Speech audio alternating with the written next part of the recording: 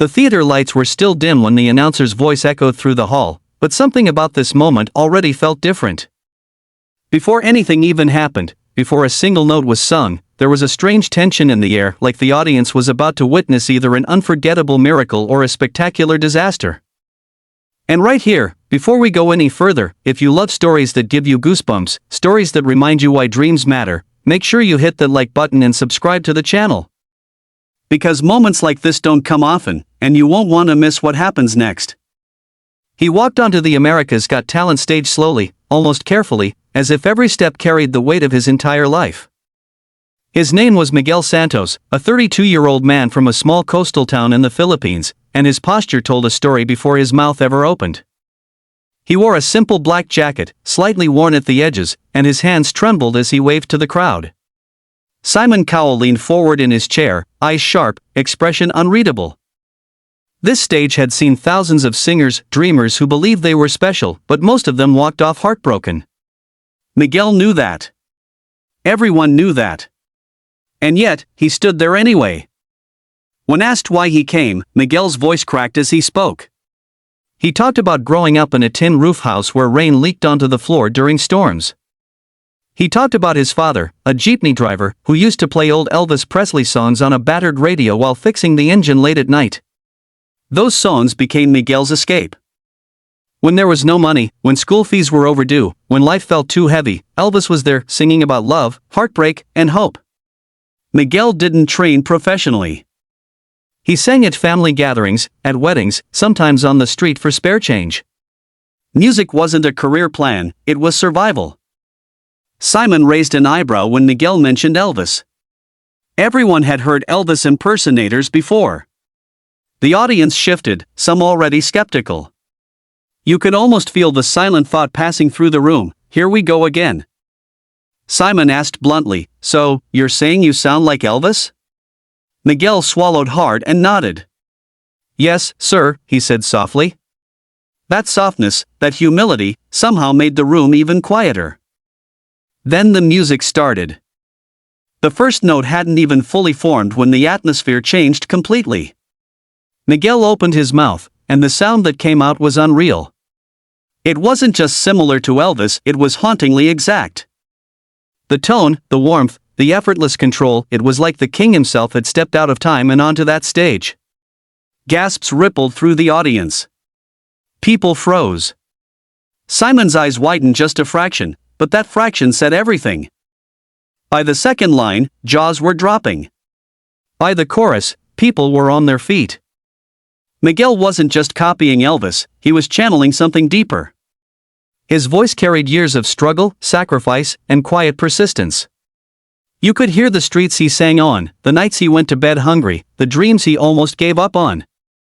Tears streamed down faces in the crowd. One of the judges covered her mouth in disbelief. Simon, known for crushing dreams with a single sentence, sat back slowly, as if reassessing everything he thought he knew. As the final note echoed through the theater, there was a split second of silence, the kind that happens when people don't trust what they just heard. And then the explosion came. Cheers thundered through the hall. The audience roared. Miguel stood there, eyes wide, hands shaking even more now, unsure if this was real or just another dream he'd wake up from.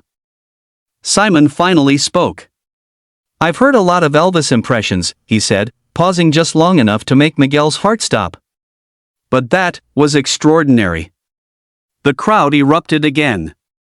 For Miguel, those words were more than praise, they were validation. Proof that the voice he'd carried quietly for decades actually mattered. But the journey didn't end there. Behind the scenes, Miguel admitted he almost didn't audition. The flight to America was expensive. Relatives told him to be realistic, to stop chasing fantasies. Even at the last moment, standing backstage, he considered walking away. Fear whispered that he wasn't good enough, that people would laugh. But he thought of his father, of those late nights with the radio, of a dream that refused to die. So he stepped forward. And that decision changed everything. Miguel's story spread like wildfire online. People from the Philippines flooded social media with pride. Parents showed their children his performance, saying, "Look, this is what happens when you don't give up." His father watched from home, tears falling freely, whispering, "That's my son." By the end of the episode, Miguel wasn't just another contestant. He became a symbol. A reminder that talent can come from anywhere. That greatness doesn't need permission. That sometimes, the most powerful voices come from the quietest beginnings. As the lights dimmed and Miguel walked off stage, he looked back one last time, as if trying to memorize the moment. Because he knew something important now: dreams don't end where you come from. They begin where courage steps in. And if this story moved you even a little, if it reminded you of a dream you've been putting off, don't forget to like this video and subscribe to the channel. Because the next story might just change your life too. The moment he stepped onto the stage, something felt different. Not louder. Not flashier. Just heavier. Like the room itself was holding its breath. Before he even spoke, before the judges could ask their questions, the audience sensed it. This was either going to be unforgettable or painfully awkward. And right now, before you hear what happened next, if you love emotional stories that remind you why dreams matter, take 1 second to like this video and subscribe to the channel, because moments like this don't come often. And this one will stay with you long after it ends. His name was Miguel Santos. 32 years old. From a small fishing town in the Philippines where dreams usually stay dreams. He walked slowly, shoulders slightly hunched, wearing a simple black jacket that had clearly seen better days. His hands shook as he waved. Not because he was weak, but because this stage carried the weight of his entire life. Cowell watched closely, arms crossed, face unreadable. This was America's Got Talent. Thousands had stood where Miguel stood now. Most walked away forgotten. When the judges asked about his background, Miguel hesitated.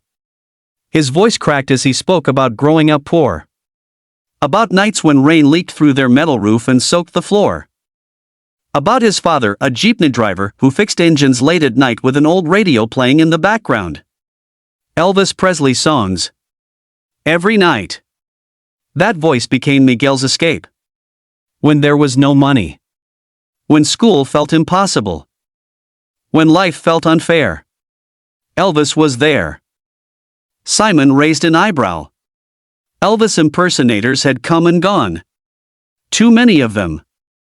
The audience shifted in their seats. Skepticism filled the room. Simon leaned forward and asked bluntly, "So you're saying you sound like Elvis?" Miguel swallowed hard.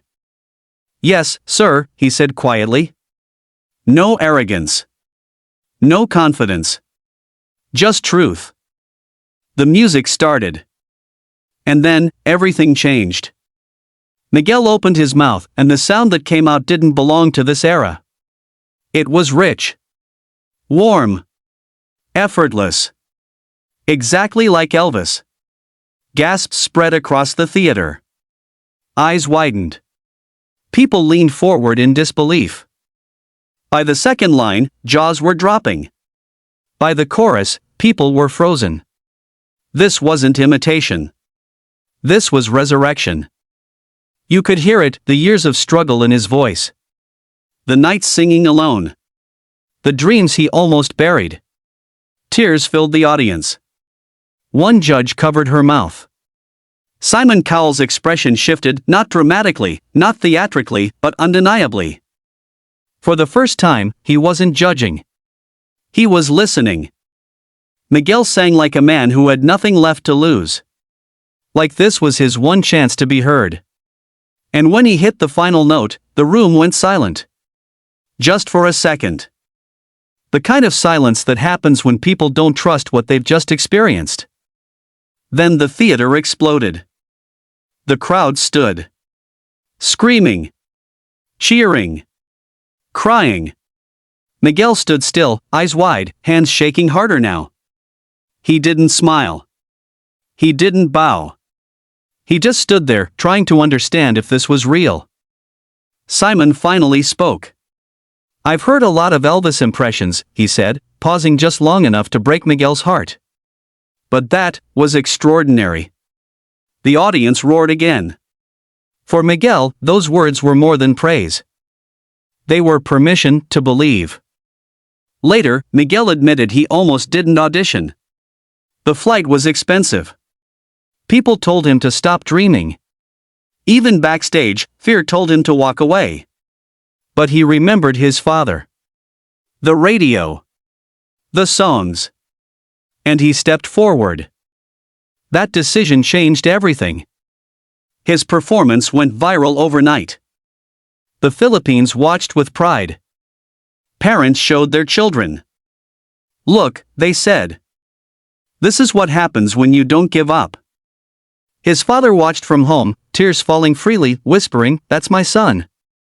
Miguel didn't just sing like Elvis that night.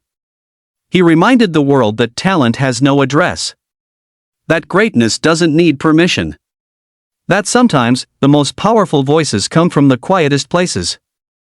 And as he walked off that stage, he knew one thing for sure: dreams don't end where you come from. They begin the moment you're brave enough to open your mouth. If this story touched your heart, don't forget to like this video and subscribe to the channel, because the next voice you hear might just change your life too.